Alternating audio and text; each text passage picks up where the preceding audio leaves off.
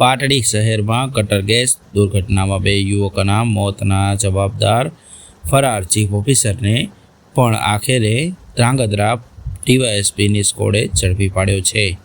ત્યારે સુરેન્દ્રનગર જિલ્લાના દસાડા તાલુકાના પાટડી શહેરમાં ગત જાન્યુઆરી 2025ના રોજ પાટડી પાલિકામાં સફાઈ કર્મી તરીકે ફરજ બજાવતા જયેશભાઈ પાટડિયા અને ચિરાગ નામના 2 યુવકોના ગટર સાફ કરવા માટે સંપમાં ઉતર્યા બાદ ગેસ ગળતર થતાં કરુણ મોત થયા હતા। જે બાદ બંને યુવકોને સેફ્ટી કિટ સહિતની વસ્તુઓ પૂરી ન પાડી અને મેન્યુઅલ સ્કેવેન્જિંગ કરાવતા પાટડી પાલિકાના ચીફ ઓફિસર અને એસઆઈ સહિત કોન્ટ્રાક્ટર પર 2 યુવકોના મોતના જવાબદાર ગણાવી અને ગુનો દાખલ કરાયો હતો।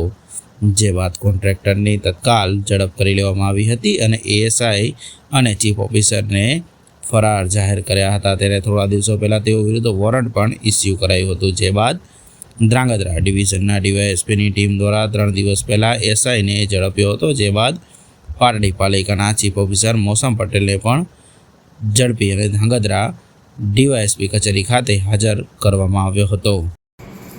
જાન્યુઆરી 2025માં પાટડી પોલીસ સ્ટેશનની હદમાં આવેલ પાટડી નગરપાલિકાના સંપની અંદર 2 સફાઈ કામદારો સાફ સફાઈ માટે ઉતરેલ હતા। દરમિયાન ગેસ ગુંગળામણના કારણે બંને સફાઈ કામદારોના મૃત્યુ થયેલ હતા।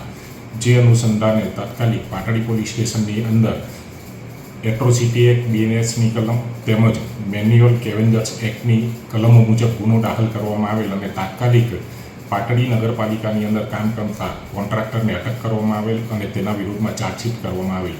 છેલ્લા 4 માસથી પાટડીના નગરપાલિકાના સેનેટરી ઇન્સ્પેક્ટર તથા તેના ચીફ ઓફિસર નાસ્તા ફરતા હતા, જેથી નામદાર કોર્ટે બીએનએસની 72 કલમ મુજબનું વોરંટ મેળવવામાં આવેલ અને 4 દિવસ અગાઉ પાટડી નગરપાલિકાની અંદર કામ કરતા સેનેટરી ઇન્સ્પેક્ટરને અટક કરવામાં આવેલ અને આજરોજ ચીફ ઓફિસરને અટક કરી અને આગળની કાર્યવાહી હાથ ધરવામાં આવેલ છે।